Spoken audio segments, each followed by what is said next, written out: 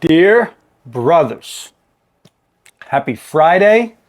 What's happening, lads? Been a great week, crazy stuff. I'm going to fill you guys in on some changes in my own life next week, which are awesome.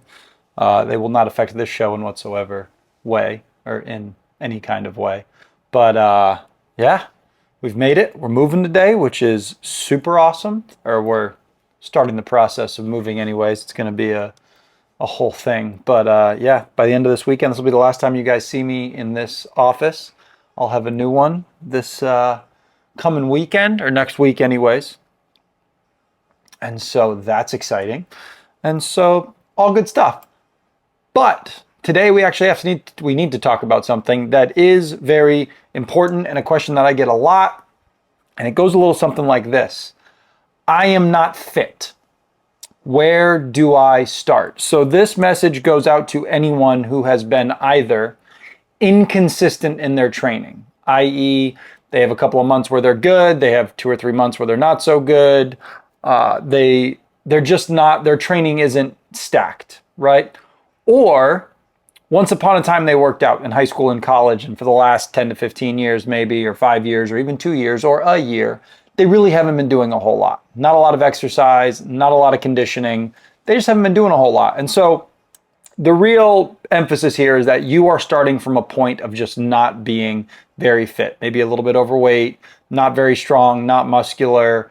Cardiovascularly, you're maybe not in great shape, i.e., you go up 2 flights of stairs and you're actually like kind of tired. So even for those of you who may think that you are in, functional shape, but you're by no means in good shape. And you guys know what I mean. You're just not very fit right now. So for those people, what we'll call the untrained individual at the moment, what is my recommendation to you about getting as healthy and fit as you can as fast as is possible? Where do you start? Okay, so let's look at it like this. Maybe you are somebody who wants to be more muscular. You are a man who's like, hey, I'd like to cut some body fat. I want to get more muscular. I want to get stronger. I've talked to my doctor and I've talked to you before about improving my VO2 max, and I just want to be healthier. Where do I start? Okay.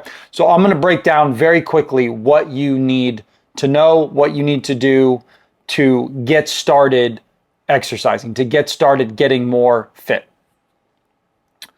It's going to come in a couple of parts, but the first part is this. We have to start doing and building a base level of cardiovascular health. There's actually been some really cool recent studies that have looked at seeing some hypertrophy gains just from people starting like a 6-week cycling program on a bike, okay?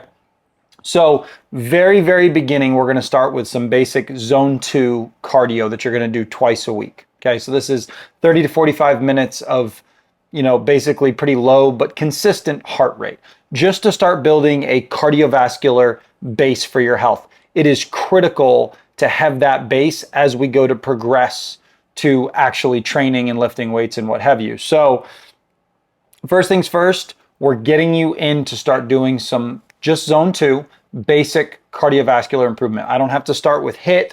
I don't have to with high intensity interval training. I don't have to start with doing Metcons that you see at CrossFit gyms. We just have to start with some basic zone 2 conditioning just to get the ball rolling. Okay, so twice a week, 30 to 45 minutes of zone 2 cardio. Okay, that goes in this category over here to the left. Now let's talk about weight training. Even if all you did was the cardio for 6 weeks, that would be okay. But if we can do that and train, we're going to. So you are going to get into the gym at least twice a week. If you can get in 3 times, that's great. Somewhere between 30 minutes to an hour per lifting session, okay? Those sessions are going to emphasize total body movements. So you're going to do total body 1 day, 2 day, and on the 3rd day.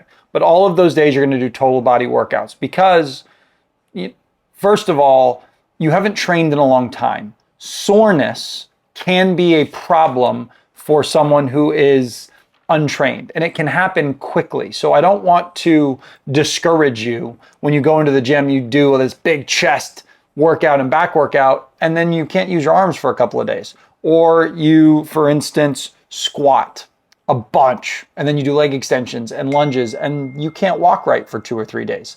That's not what we want. We want to slowly drip load in. And something that you guys need to understand is that in those 3 days, a lot of people ask the question, well, I want to get jacked, but I also want to be strong, but like, can I do both at the same time? When you are an untrained individual, or at least somebody who hasn't been training consistently or a lot, or you're just getting back to it, understand that in the beginning of your training, hypertrophy and strength kind of happen concurrently. They don't have this big separate. Now, we do know that you can train strength without getting a big bump in hypertrophy, and you can even train some hypertrophy without getting a giant bump in necessarily top end strength. They do start to divert, if you will, as people become more trained. So understand that in the beginning, any training is going to result in muscular gain and strength improvements, especially because that first 8 to 12 weeks or what have you of training, neurologically, you're just getting better at moving weight. And so you tend to get stronger very, very quickly. So just know that in the beginning, anything you do, including just the cardiovascular stuff, we do see changes in people's muscular size. We see hypertrophy, okay? So we've got those 3 days and we're getting in the gym. What should we be doing? How much should I be doing? Pretty simple. So we've got our cardio, we get into the gym, we have our total body days.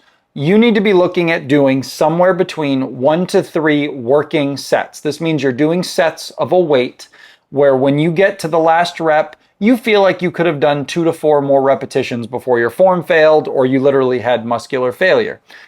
Example being, let's say that we're doing a bench press or a dumbbell bench press, and we're having you do 3 sets of 8. On all 3 sets of those 8, you should feel like you could have really only done 2 to 4 more reps before your form really broke down or you struggled, okay?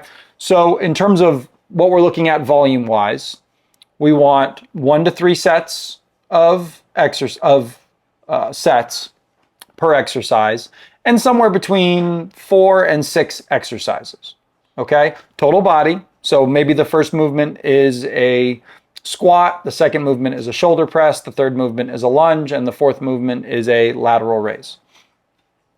There's a lot of back and forth on what exercises to do. A lot of times for people, it depends on their past. If I have an athlete who played high school sports or college sports, or they have a lifting background, they know how to squat, they've deadlifted before, they've pressed before, those things are easy for them to do. Now, for somebody who's a novice to all of those things, there can be a learning curve when it comes to teaching them how to squat or deadlift or bench press or overhead press.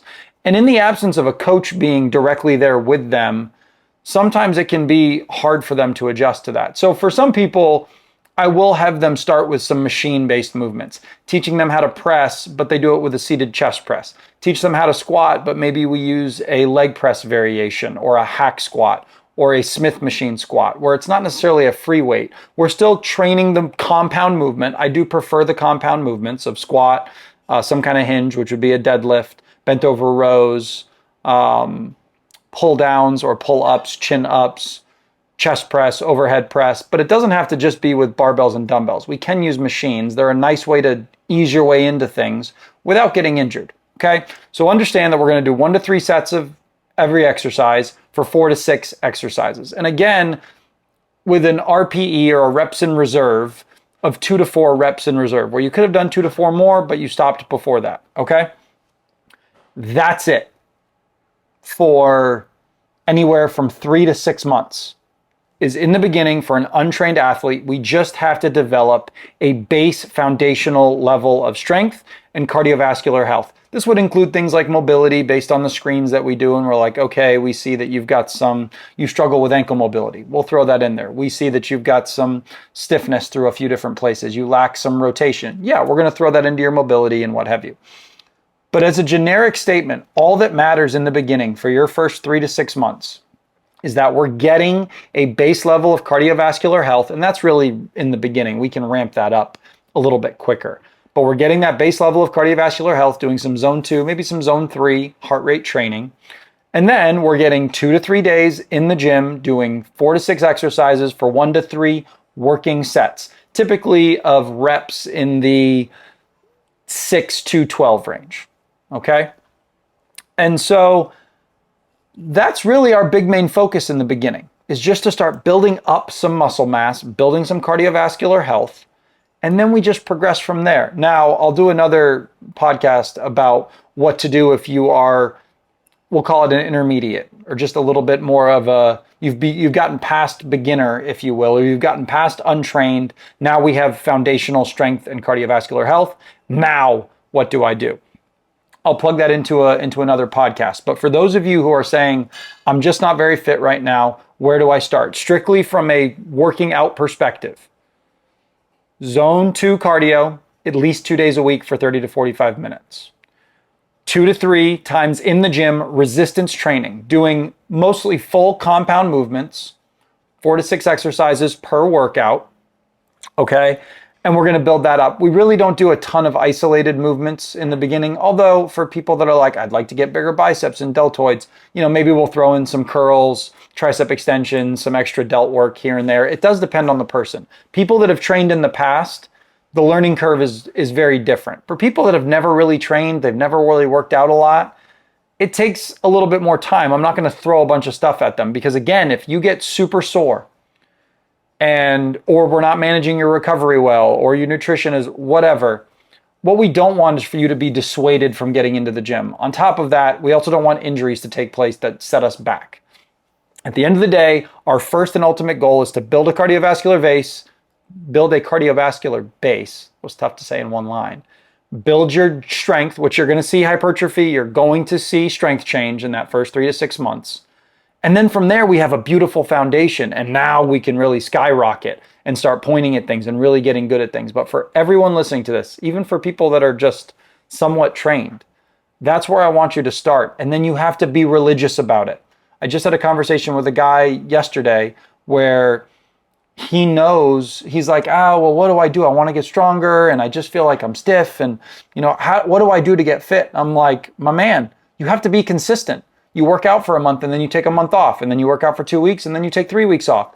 There's no consistency in your plan. So even if you guys do everything I just said, but you only do it for a month and then you stop, we're wasting time. You have to be consistent and diligent across time. This isn't, if you want to lose 20 pounds and be jacked and tan in 2 months, it's not going to happen. But the most rapid way that you can get there is by showing up diligently every week. 2 days of cardio, 3 days, 2 to 3 days of resistance training. You do that religiously for 3 to 6 months. You will see changes in your physical body. And then we have a foundation. And then we can start to skyrocket. You can start seeing real physical change. Wow, my biceps look bigger. Wow, my chest looks better. Wow, I have a 6-pack somewhere. That's crazy.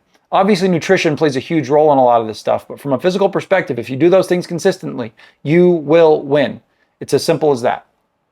I'm going to leave it at that for Friday. That's about it, fellas. I love you all. God bless you. Be strong. Let's get after it. I got to move this weekend. Say a prayer for me. Whew, that's about it. Episode 85 in the books, boys. We'll see y'all.